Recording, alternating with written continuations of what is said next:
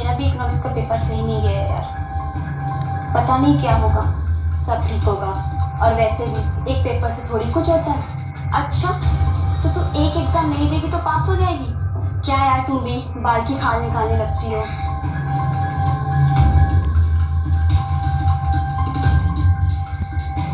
क्या हुआ? क्या हुआ? चल चल तू यहाँ से।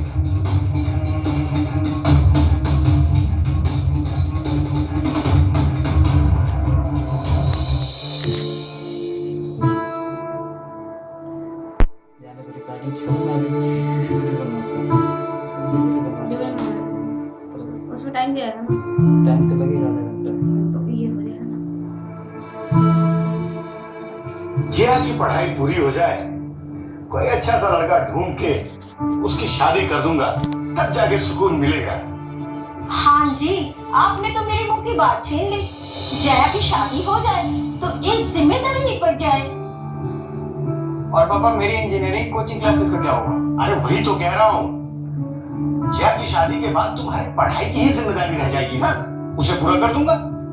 अब उस दिन का इंतजार है जब जया दुल्हन बनकर इस घर से विदा हो।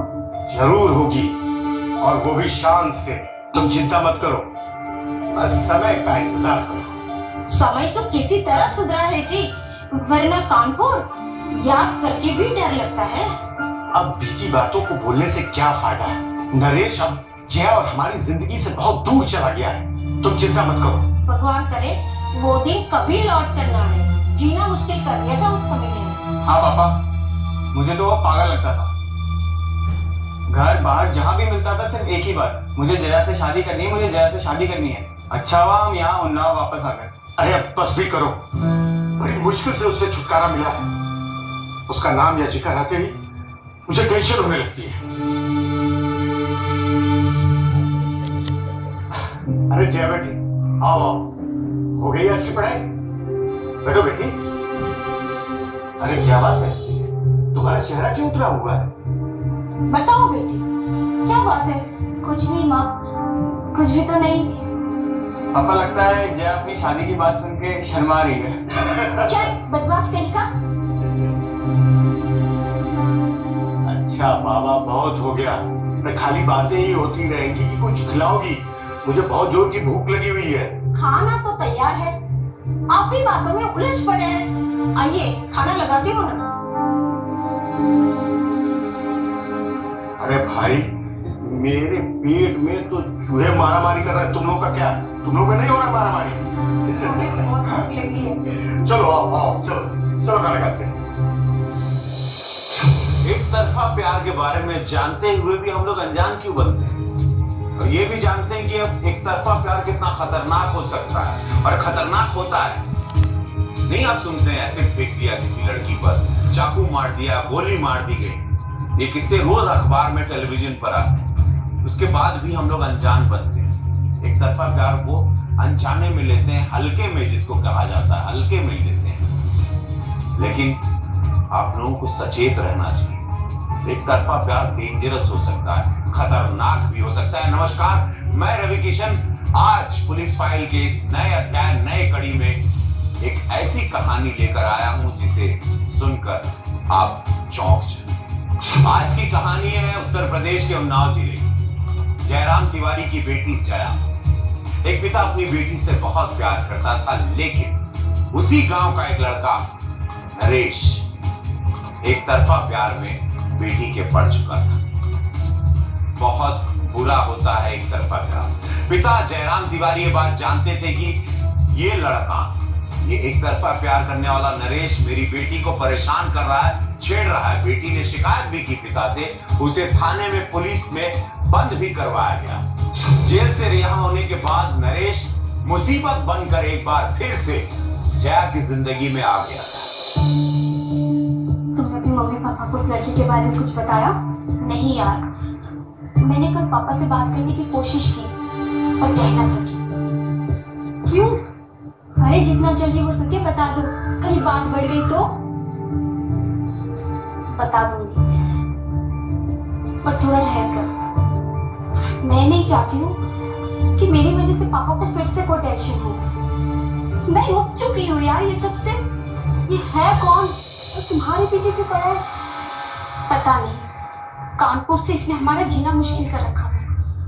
पापा के कहने पर उसे पुलिस ने गिरफ्तार भी किया था, पर देखो बाहर आकर उसने फिर से शुरू कर दिया और आज उसकी वजह से यहाँ आ गया। पर उसने हमारा पीछा नहीं छोड़ा। क्या हुआ? मैं तुमसे कुछ कह रही हूँ, कहाँ ध्यान है तुम्हारा? वो सामने। चलो चुपचाप चलती है, देखो मत उसकी तरफ। ये क्या कर रही हो तुम? मैं तुम्हें बहुत प्यार करता हूँ, तुम्हें रानी बनाकर रखूंगा। तुम चलो मेरे साथ यार। हट जाओ हमारे सामने से, जाने दो हमें। जया मैं तुमसे शादी करना चाहता हूँ। जया तुम चलो मेरे साथ, हम मंदिर में जाके शादी कर लेंगे। तुम चलो मेरे साथ जया। क्या समझ के रखा अपने आप को? चलो हटो सामने से। अगर हमने शोर मचाना शुरू कर दिया ना तो लोग इकट्ठा हो जाएंगे, फिर तुम्हारा क्या होगा? तुम चुप बैठ, ये मेरी होने वाली बात नहीं है। तू बीच में कुछ नहीं बोलेगी। तुम चलो जया मेरे साथ। मुझे नहीं करनी है तुम्हारे साथ शादी। पागल हो तुम? सनकी तरीके तुम्हारे दिमाग से निकाल दो कि मैं कभी तुमसे शादी करूंगी।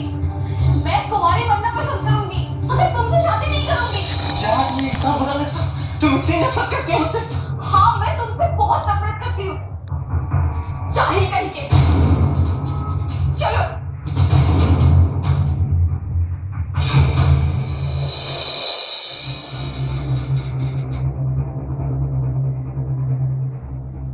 आज का एग्जाम कैसा गया?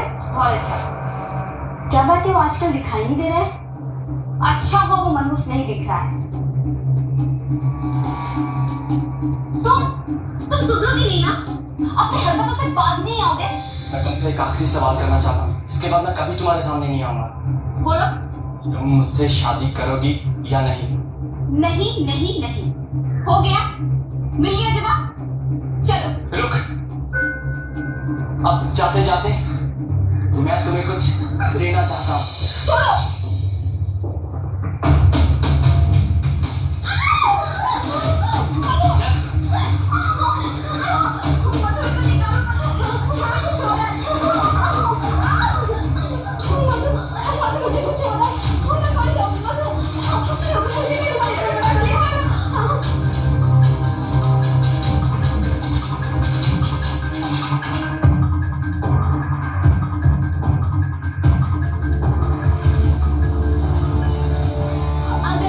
सब ठीक हो जाएगा, तो यहाँ पे बैठ। अंकल, आंटी दरवाजा खोलिए जल्दी। अंकल, आंटी दरवाजा खोलिए जल्दी।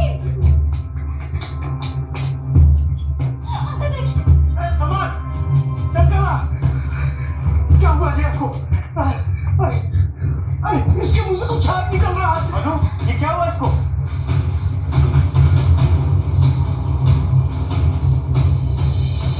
मुझसे शादी करोगी या नहीं? नहीं नहीं नहीं। हो गया? मिल गया जवाब? चलो। रुक, अब जाते जाते मैं तुम्हें कुछ देना चाहता हूँ। छोड़ो।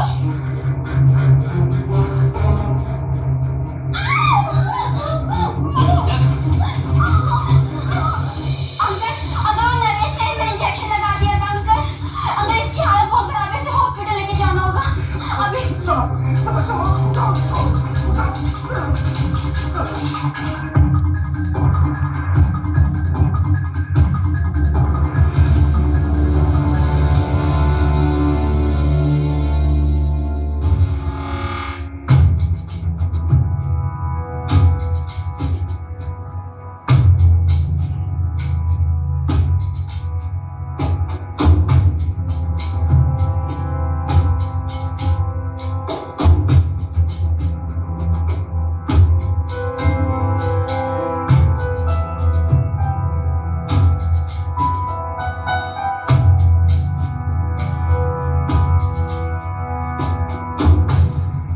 देखिए, जया की हालत बहुत सीरियस है। ब्लड के साथ पॉइजन पूरी बॉडी में फैल चुका है। हम उस पॉइजन को पहचानने की कोशिश कर रहे हैं जो उसे दिया गया है, ताकि इलाज शुरू किया जा सके। और जब तक इलाज शुरू नहीं होता तब तक हम कुछ करने की स्थिति में नहीं। मेरी बेटी को बचा लीजिए डॉक्टर साहब, मेरी बेटी को बचा लीजिए। मैं आपके हाथ जोड़ता हूँ। मैंने आपसे कहा ना कि हम पूरी कोशिश करेंगे, आप लोग धीरज रखिए। मेरी बच्ची जया, जया भगवान पे भरोसा रखो। क्या हुआ मेरी बच्ची को? आंटी सब ठीक हो जाएगा, जया ठीक हो जाएगी। बेटा समर, तुम अपने माँ का ध्यान रखो। मैं थाने में रिपोर्ट लिखवा के आता हूँ, क्योंकि उस कमीने को सजा तो मिलनी ही चाहिए ना, जिसने मेरी बेटी को इस हाल में पहुंचाया।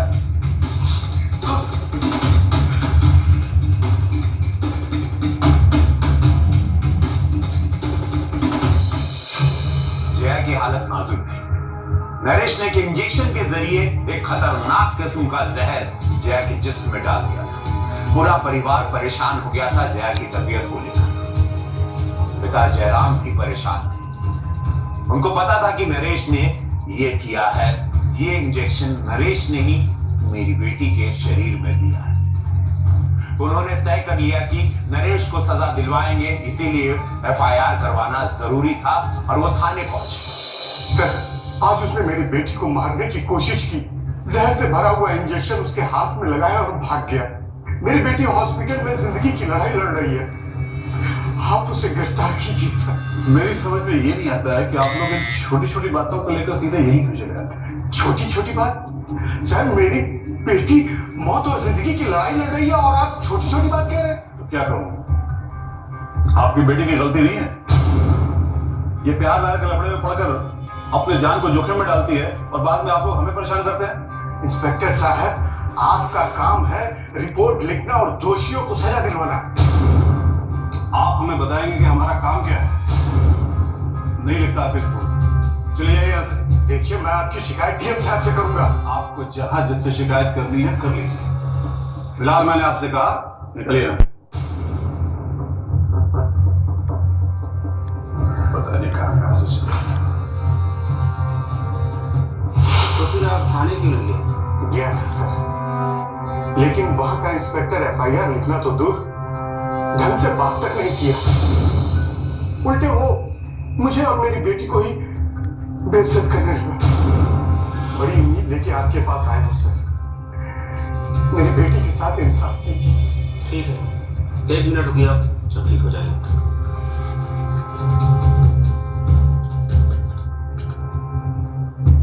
हेलो, मैं उन्नाव से जिला अधिकारी बोल रहा हूँ। जरा इंस्पेक्टर को फोन देना। जयराम जी आपके थाने गए थे, तो फिर आपने उनका केस क्यों नहीं दर्ज किया? अरे इससे तुम्हें क्या लेना देना भाई? मैं इन्हें अभी भेज रहा हूं तुम्हारे पास। आप सिर्फ इनका केस ही नहीं दर्ज करेंगे, बल्कि हॉस्पिटल में जाके इनकी बेटी से भी मिलेंगे, ठीक है? हाँ जयराम जी, आप चिंता मत कीजिए, आपका काम हो जाएगा। आपका बहुत बहुत धन्यवाद सर। नमस्कार।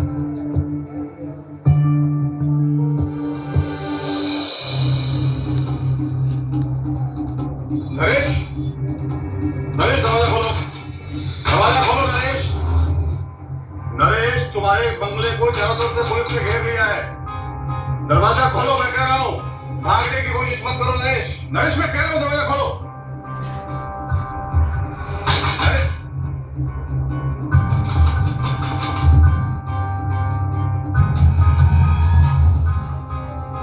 नरेश, मैं कह रहा हूँ दरवाजा खोलो।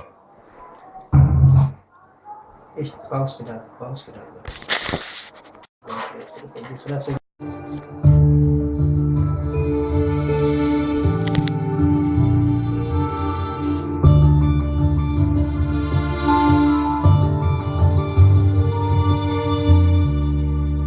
पापा आप कहाँ रह गए? जया की तबीयत और खराब हो गई है, डॉक्टर साहब अभी अंदर गए। पापा मुझे बहुत डर लग रहा पापा। ऐसा नहीं बोलते हैं बेटा। जिया ठीक हो जाएगी। देखो, मैं इंस्पेक्टर साहब को भी साथ में लेके आया, सब ठीक हो जाएगा बेटा। माफ कीजिएगा जयराम जी, हम आपकी बेटी को बचा लेंगे। मेरी बेटी मुझे छोड़ के नहीं जा सकती।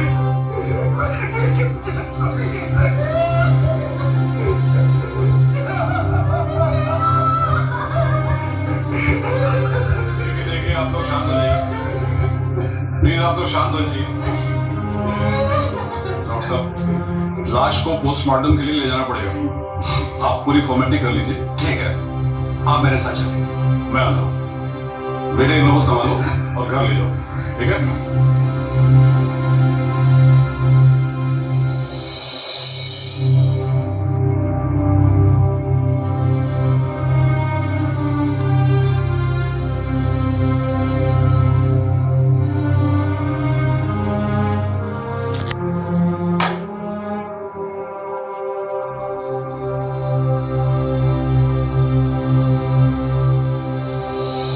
जयराम जी वो कहीं नहीं मिला। हमने सारी जगह छान मारी, कहीं कुछ पता नहीं चला।